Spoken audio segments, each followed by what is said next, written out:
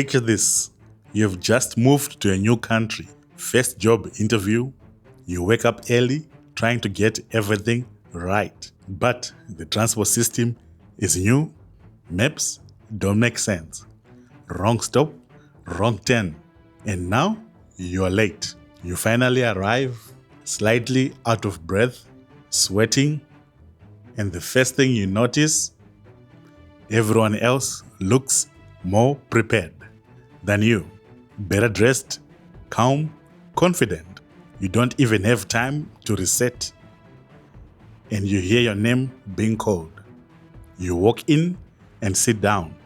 They start asking questions. Questions you actually know, but your mind goes blank. Your answers feel weak, uncertain. And in your head, there's just one thought. They are better than me. And just like that, your confidence disappears. Most people would say you were not prepared or you were nervous. But that's not the real reason. Because that moment didn't create low confidence. It exposed it. Confidence doesn't collapse in big moments. It collapses in small habits, long before you ever step into the room. So, let's break down 9 habits that are quietly destroying your confidence before moments like that even happen.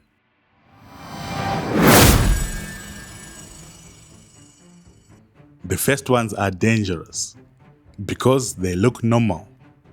Habit number 1, overconsumption. Think about the night before the interview.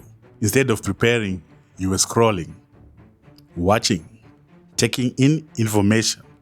It feels productive, but it's not. Because when you consume without acting, you lose trust in yourself. Habit number 2, comparing yourself online. Now fast forward to that waiting room.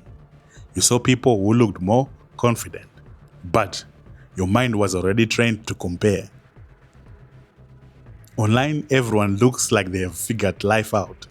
In reality, nobody does. Habit number 3, seeking constant reassurance.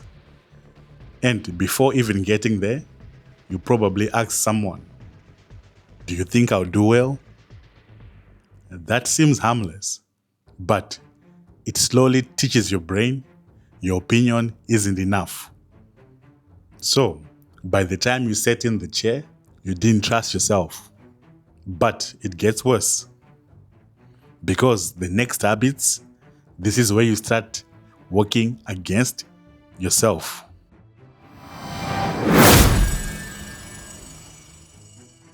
Now, this is where it gets uncomfortable because this part is you versus you. Habit number 4, breaking small promises to yourself. You told yourself you would prepare properly, wake up earlier, plan your route, but you didn't follow through. And every time you break a promise to yourself, you lose self-respect. And without self-respect, confidence doesn't exist. Habit number 5, overthinking simple decisions.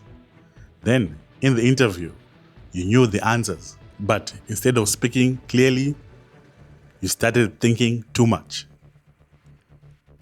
How do I sound? Is this right? What are they thinking? Now, you are stuck. Habit number 6, needing immediate results. And maybe this wasn't your first setback. Maybe you've tried before and it didn't work quickly. So now, you walk in already doubting yourself. At this point, most people think they need more discipline. No. What you're dealing with is identity. If you're seeing yourself in this, don't ignore it.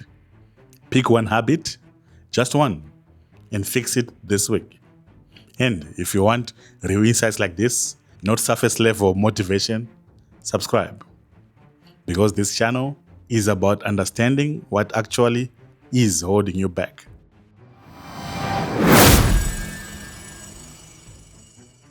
And the last ones, these go deeper. They don't just affect your confidence, they shape who you are.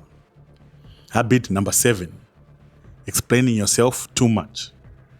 In that interview, you didn't just answer, you over-explained, trying to prove yourself instead of trusting yourself. Habit number 8, avoiding discomfort. The truth is, you haven't put yourself in enough uncomfortable positions, because if you had, that room wouldn't feel as intimidating. Confidence is built in discomfort. Habit number 9, trying to be like everyone else. And this is the one that hits the hardest. In that moment, you weren't trying to be yourself. You were trying to be liked. And the second you do that, you lose your edge.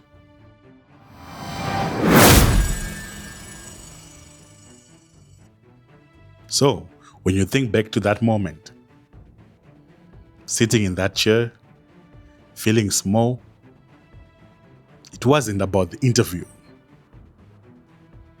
It was about the habits that led you there.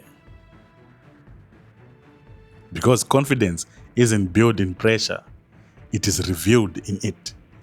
And if you fix that, and if you fix what's happening daily, you won't recognize yourself in moments like that again.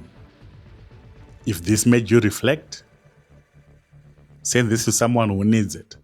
Because most people don't even realize they are the reason they feel the way they do. No noise, no rush, just smart text and chill vibes.